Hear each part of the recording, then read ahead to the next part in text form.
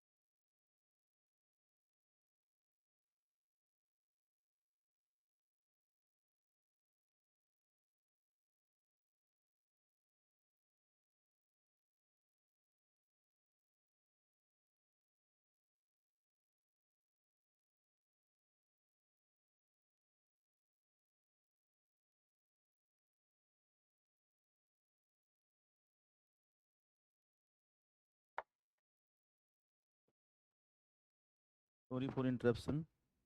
तो आई क्यों ये आपका 1986 1992 में इसको संशोधित किया गया। तो पहला तो हम देखेंगे कि 1991 में एलपीजी मॉडल लिबरलाइजेशन, प्राइवेटाइजेशन और ग्लोबलाइजेशन यानी कि उदारीकरण हमने अपनाया। तो पहला तो जो हम कह रहे थे कि 6% तक जीडीपी का हम इन्वेस्ट करेंगे शिक्षा पर, बट हमारी तो जीडीपी की हालत बहुत बुरी हो गई थी। हम आपका इस स्थिति में आ गए थे कि लगता था कि आपका जो फाइनेंशियल इमरजेंसी है वो लागू हो सकती है 360 में आर्टिकल में। बट फिर भी आपका जो मनमोहन सिंह जी हमारे स्वर्गीय प्रधानमंत्री जी, उनकी आपका दूरदर्शिता से जो है आपका हम बच गए।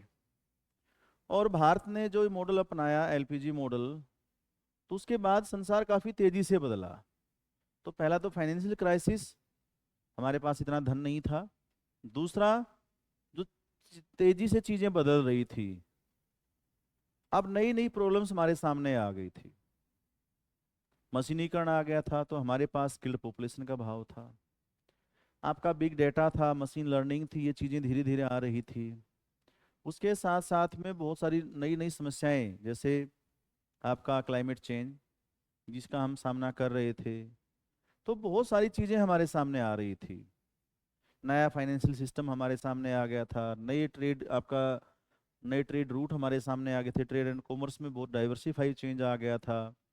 हमारी विदेश नीति में आपका बहुत बड़ा परिवर्तन आ गया था। तो बहुत सारी चीज़ें बदली थी। आपका विदेशी निवेश हमारे यहाँ पर आ रहा था, एफआईआई, एफडीआई, ये बहुत सारी चीज़ें हमारे साथ आपका बदल रही थी। उसके साथ साथ धीरे धीरे हम देखते हैं आपका कि ये पॉलिसी काफ़ी लंबे समय तक लागू रही। इसका मतलब यानी कि 2020 तक तो ये रही आपका। अब 2020 तक आते आते और क्या चेंज आया, मैंने अभी आपको बताया कि क्लाइमेट चेंज आपका एक बहुत बड़ा इशू था, बहुत बड़ा संकट था जो हमने फेस किया। उसके साथ साथ में आपको हम देखेंगे कि big data, machine learning, AI, internet of things, AI हो, आर्टिफिशियल इंटेलिजेंस हो, इंटरनेट ऑफ थिंग्स हो, आपका जो आपका साइंटिफिक और टेक्निकल डेवलपमेंट हो वो हो। तो हम देख रहे हैं कि हमें क्या जरूरत पड़ रही थी, इस प्रकार के एक्सपर्ट्स की जरूरत थी। कोई टेक्निकल, आपका टेक्निक फ्रेंडली हो, एआई फ्रेंडली हो, बिग डाटा, मशीन या मशीन लर्निंग के बारे में जानते हो, एआई की अच्छी समझ हो। तो हमें एक ऐसी स्किल्ड आपका पॉपुलेशन की जरूरत थी। खास करके हम देखेंगे कि मैथ हो, केमिस्ट्री हो, फिजिक्स हो, बायो हो, इन एरियाज में हमें बहुत ज़्यादा आपका एक्सपर्ट की जरूरत हमें आपको देखने को मिली। उसके साथ साथ हम देखें कि भाई हमारे संसार भर में आपको मानव का जो व्यवहार है वो भी बहुत चेंज हो रहा था, उपभोक्ता का व्यवहार चेंज हो रहा था। तो हमें आपका इस प्रकार से देखें तो आपका जो आर्ट्स के सब्जेक्ट हैं, आपका जैसे साइकोलॉजी हो, सोशियोलॉजी हो या इकोनॉमिक्स हो, इनकी भी आपका हमें डे टू डे बहुत ज़्यादा ज़रूरत पड़ रही थी। तो इसमें भी हमें आपका साइंटिफिक रूप से एक टेम्परामेंट का आदमी चाहिए, आपका एक स्किल्ड पॉपुलेशन चाहिए। फिर कोरोना ने हमें ये बताया कि ऐसे पेंडेमिक्स भी आ सकते हैं, तो हेल्थ सेक्टर्स में भी आपका बहुत एक्सपर्ट्स की ज़रूरत हमें पड़ी। तो धीरे धीरे हम देख रहे हैं तो आपका चीज़ें बदलती चली जा रही थी, और हमारी एजुकेशन पॉलिसी उन चीज़ों से आपका हमें क्या नहीं कर पा रही थी, उनका समाधान हमें दे नहीं पा रही थी।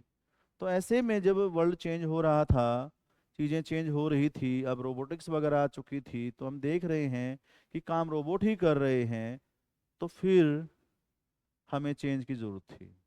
इसके लिए हम देखते हैं आपका हमारी सरकार ने 2020 आपका एक नई एजुकेशन पॉलिसी लाई।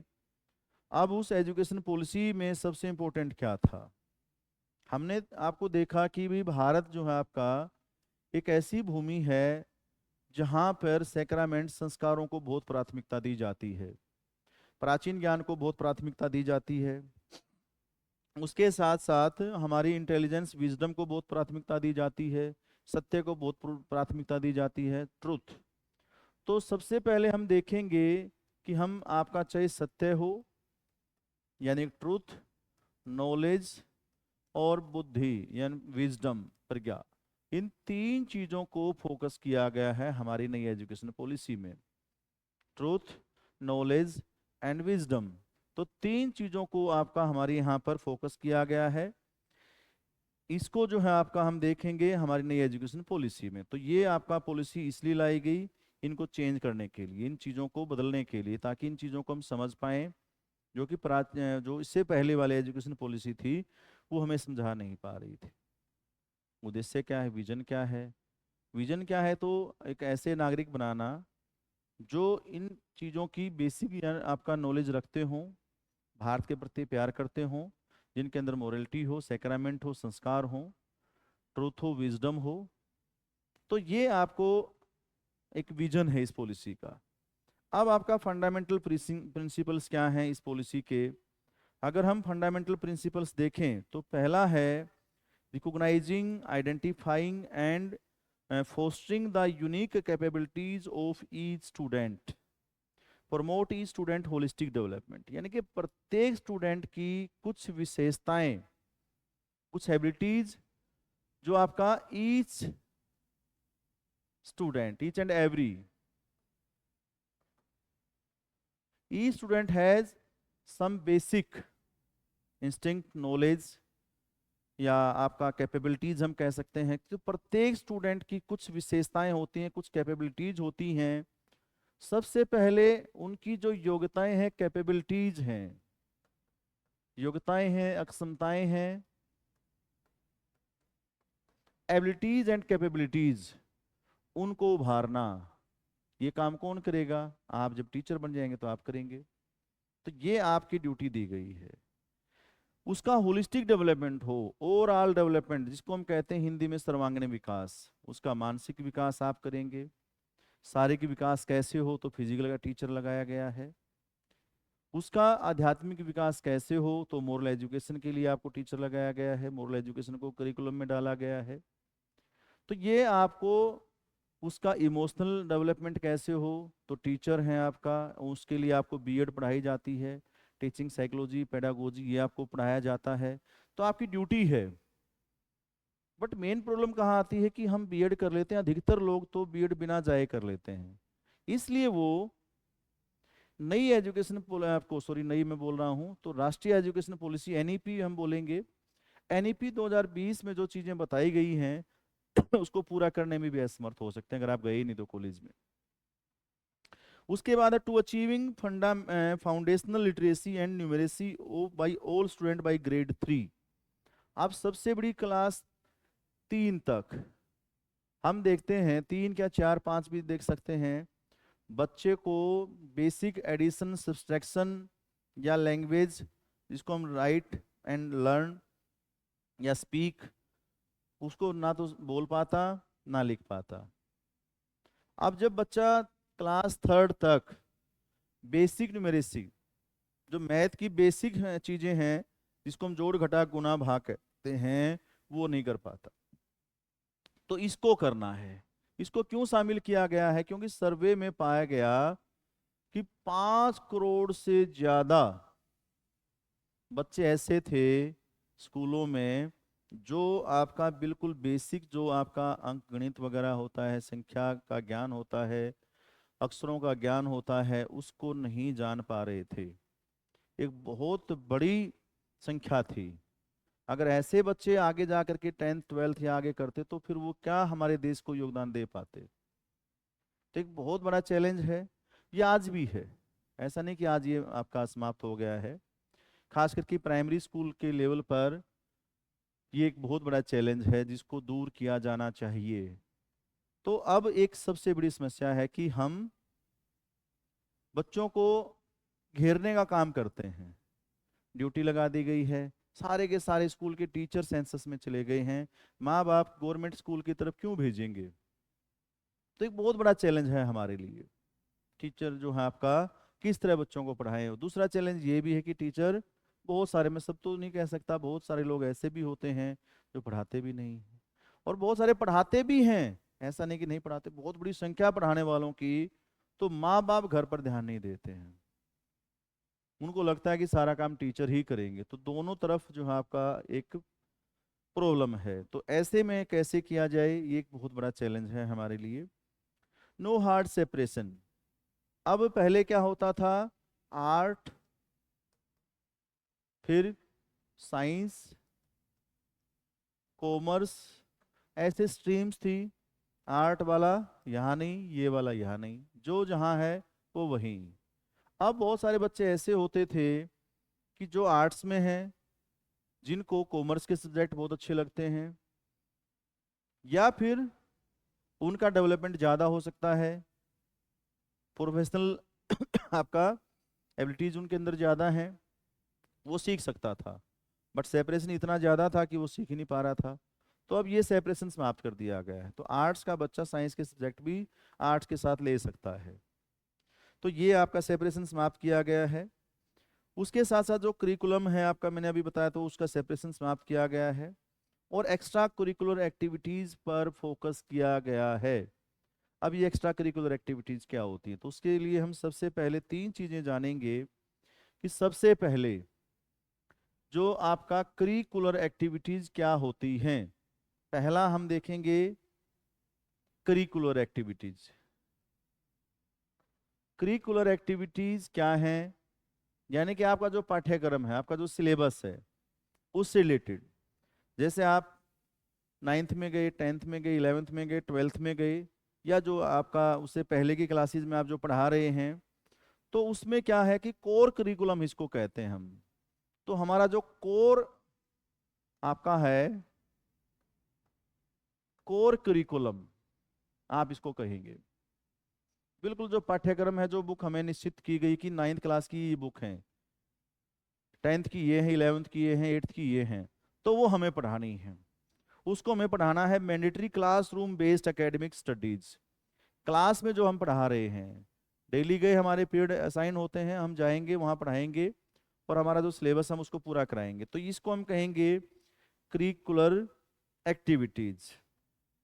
जैसे हम क्लास लेंगे, टेस्ट लेंगे, एग्जाम लेंगे, ये करिकुलर एक्टिविटीज में आ गया। अब दूसरा है को करिकुलर एक्टिविटीज। करिकुलर में ही आपका को करिकुलर